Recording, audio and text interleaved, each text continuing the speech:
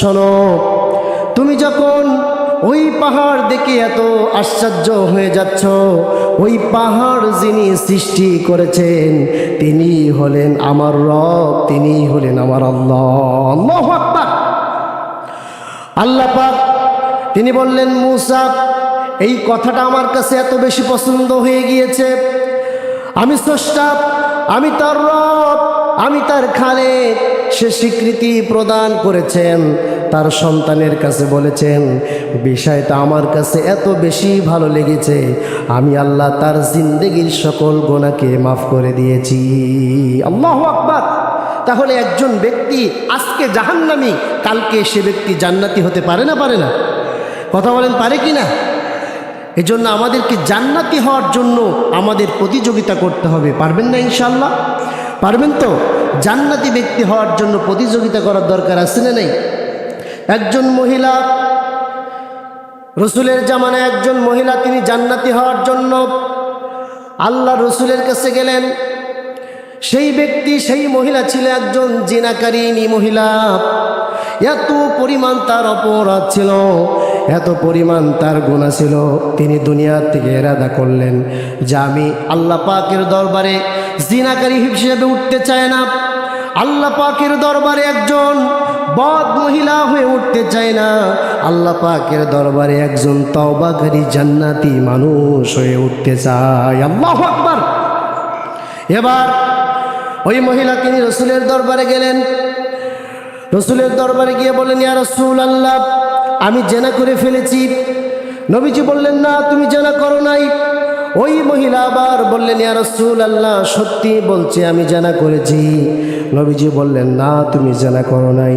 নবীজি একথা এই জন্য বললেন যাতে ওই মহিলার জেনার শাস্তি না হয়, কেননা জেনার শাস্তি বড় কঠিন শাস্তি। কথা ঠিক কিনা? জেনার শাস্তি বড় ভয়াবহ।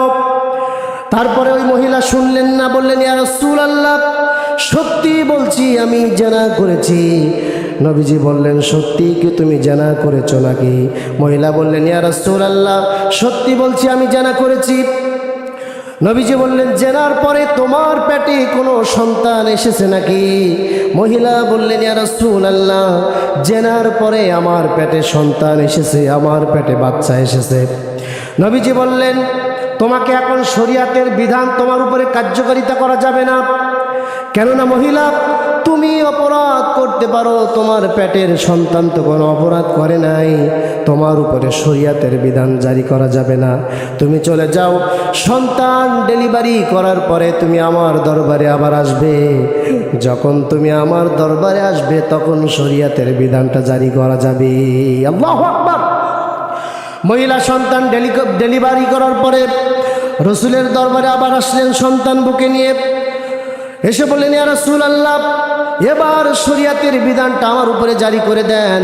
নবীজি বললেন, না, তুমি অপরাধ করতে পারো মহিলা, কিন্তু তোমার পেটের সন্তান তো কোনো অপরাধ করে নাই, এখন জিনার শাস্তি প্রদান করা যাবে না, জিনার শাস্তি দেওয়া যাবে না। মহিলা তুমি চলে যাও, ওই সন্তান যখন খাবার গ্রহণ করা শিখবে, খাবার খাওয়া শিখবে, তখন তুমি আমার দরবারে আবার আসবে, তখন শরীয়তের বিধানটা তোমার উপরে জারি করা যাবে। আল্লাহু আকবার। মহিলা এবার বুকের দুধের পাশাপাশি সূক্ষ্ম খাবার খাওয়ানো শিখালেন। ওই সন্তান যখন খাবার গ্রহণ করা শিখে গেল, সন্তানকে বুকে নিয়ে রসুলের দরবারে ওই মহিলা আবার এসে বললেন, ইয়া রাসূলুল্লাহ, এবার শরীয়তের বিধানটা আমার উপরে জারি করে দেন, শরীয়তের হুকুমটা আমার উপরে জারি করে দেন। আমি একজন জিনাকারী বদ মহিলা হয়ে আল্লাহর দরবারে উঠতে চাই না, ইয়া রাসূলুল্লাহ, আপনি আমাকে শাস্তি প্রদান করে দেন। আল্লাহু আকবার। নবীজি মহিলার বুক থেকে সন্তানকে নিয়ে বললেন, এই সন্তানের দায়িত্ব নিবে আমার সাহাবীদের ভিতরে এমন কে আছো, যেই ব্যক্তি, যেই সাহাবী এই সন্তানের দায়িত্ব নেবেন, ওই ব্যক্তি, ওই সাহাবী, আল্লাহ পাক তাকে জান্নাত দান করে দিবেন, আল্লাহ পাক তাকে জিম্মাদার হিসেবে গ্রহণ করবেন। কে আছো? দাঁড়াও।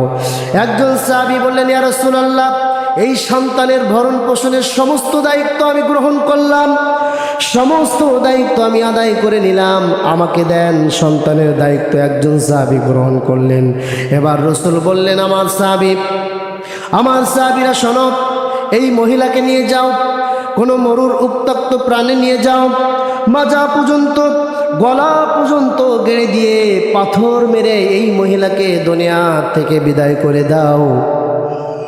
নবীজির কথা মোতাবেক সাহাবীরা ওই মহিলাকে নিয়ে গেলেন, মাজা পর্যন্ত গেড়ে দিয়ে গলা পর্যন্ত গেড়ে দিয়ে পাথর মেরে দুনিয়া থেকে বিদায় করে দিলেন। ওই মহিলার রক্ত একজন সাহাবীর গায়ে লাগলেন।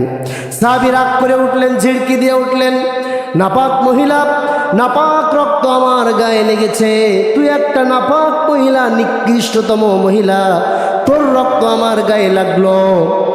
নবীজি বললেন, সাহাবী ঝিড়কিয়ে দিও না, খারাপ আচরণ করো না, দুর্ব্যবহার করো না।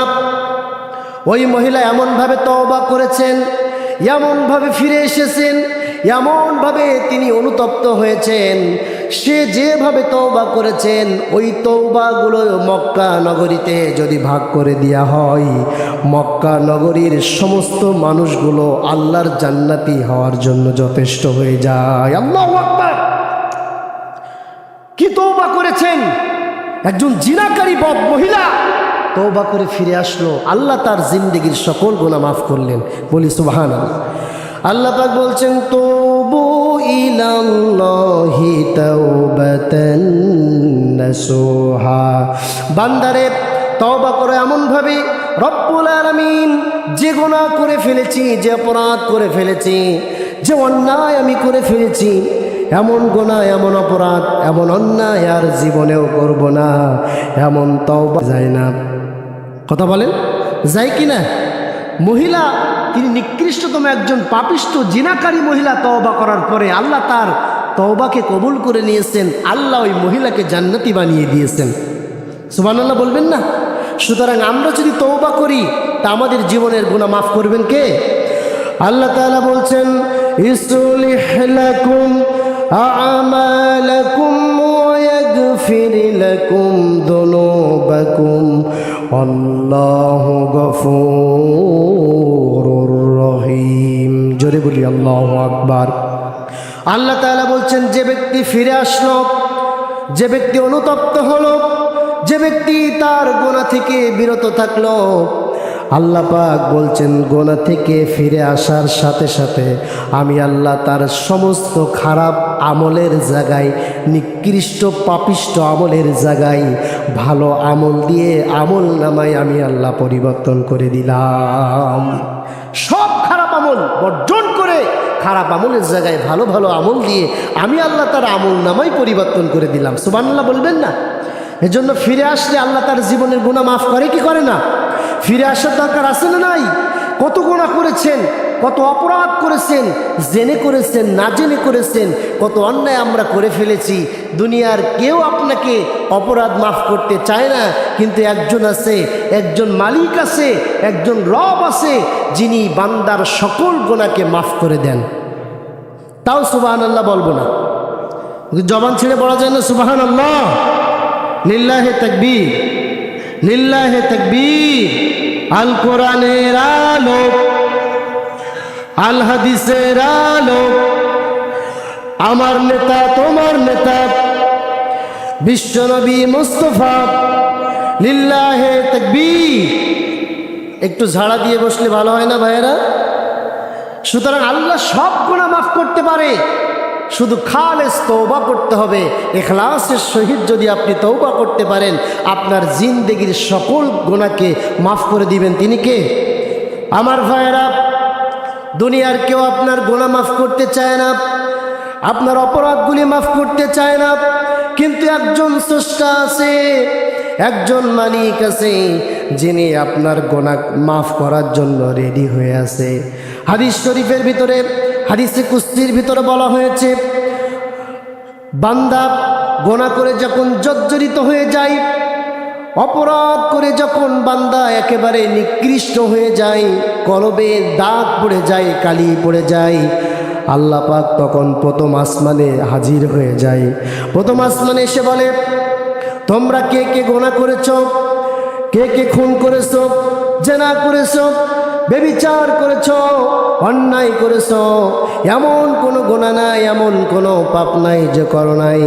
পাপ করতে করতে জীবনটা একেবারে বরবাদ করে ফেলেছো, নষ্ট করে ফেলেছো।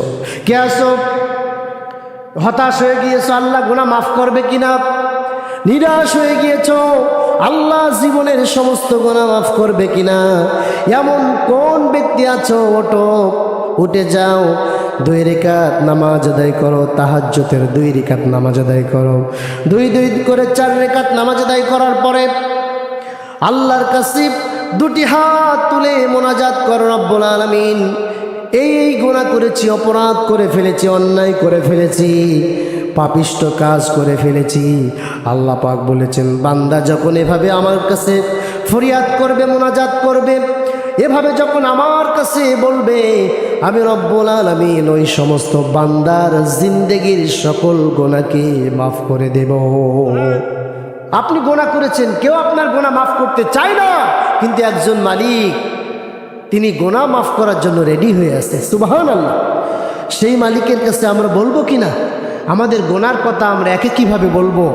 আপনি কয়টা পাপ করেছেন, কি গুনাহ করেছেন, কত হত্যা করেছেন, কত খুন করেছেন, কত ব্যভিচার করেছেন, কত অন্যায় করেছেন, খাদ্যে ভেজাল দিয়েছেন, ওজনে ফাঁকি দিয়েছেন, মানুষের হক নষ্ট করেছেন, মানুষের উপরে জুলুম করেছেন।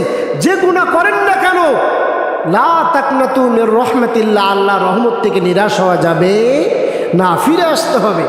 ফিরে আসার দরকার আছে না নেই? যেমন ইব্রাহিম আলাইহিস সালাম তিনি ফিরে এসেছিলেন। ইব্রাহিম আলাইহিস সালাম বললেন, ইন্নী ওয়াজ্জাহাতু ওয়াজহিয়া লিল্লাযী ফাতারাস সামাওয়াতি ওয়াল আরদ হানিফাও ওয়া মা আনা মিনাল মুশরিকিন। জোরে বলি আল্লাহ।